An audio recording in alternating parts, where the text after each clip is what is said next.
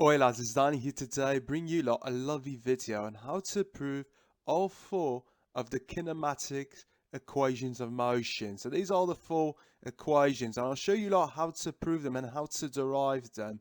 So let's get right into it then. So we'll start with this one right over here as the first one. So before we begin, there are some tools that you lot are going to need to use, and meaning formulas. These are standard formulas. We know that the change in velocity over time is basically equal to the average acceleration. And likewise, we can also state that the change in displacement over time is the average velocity. These are our starting points, our starting equations to solve for the other four kinematic equations. So let's start with the first one, which is very straightforward. It's velocity final is equal to velocity initial plus acceleration times time.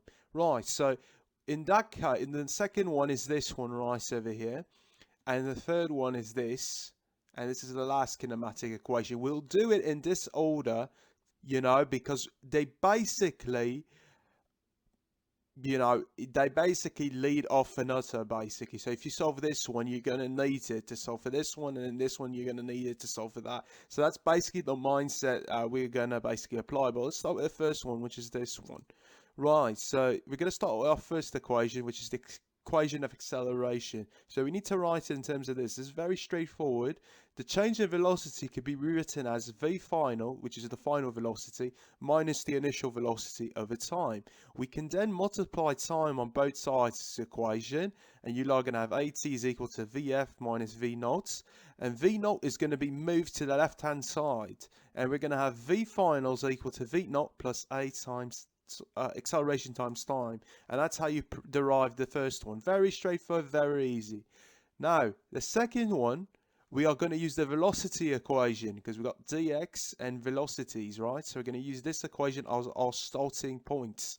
So we know that v average is equal to dx dt. But what is v average? Well, v average could be rewritten as the velocity final plus the velocity initial divided by 2. It's the average of those two velocities. So we can rewrite it as this. And notice straight away, it's going to be very straightforward to get it in this form. All you're going to have to do is multiply t on both sides. And there you have it. You have proven the second equation of kinematics.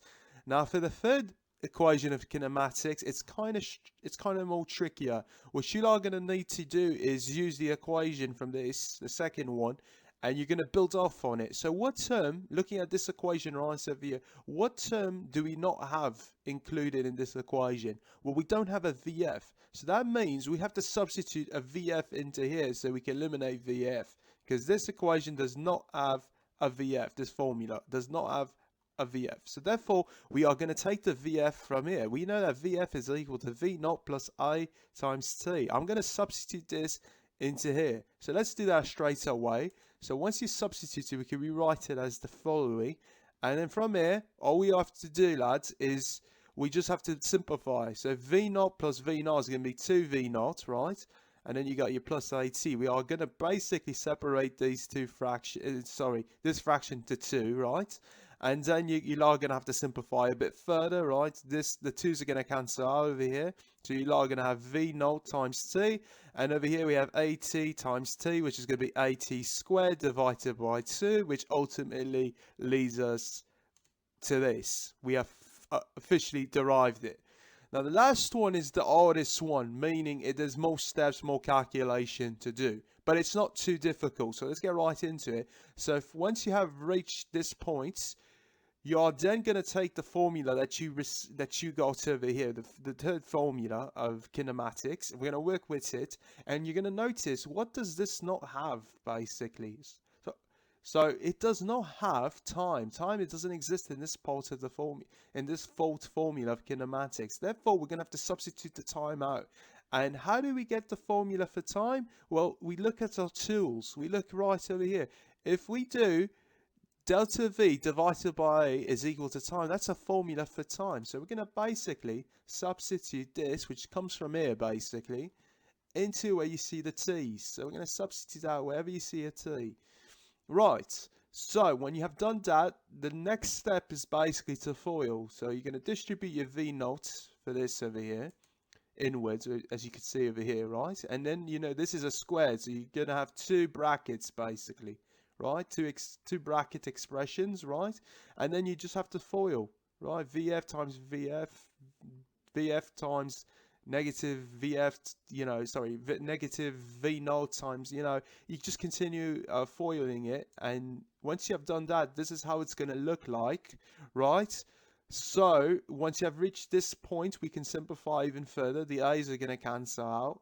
Well, the squared proportion of the a is going to cancel out with this a, right? So you can rewrite it as this. And negative VF naught minus VF naught VF, this can be combined as negative 2 VF naught, right? So we basically have two fractions. Let's combine them with a common denominator. To do so, we're going to multiply 2 on this fraction over here, numerator and denominator respectively.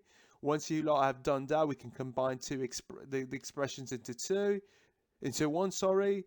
Over here, these, you multiply the 2 on both of these, right? These correspond to these, right?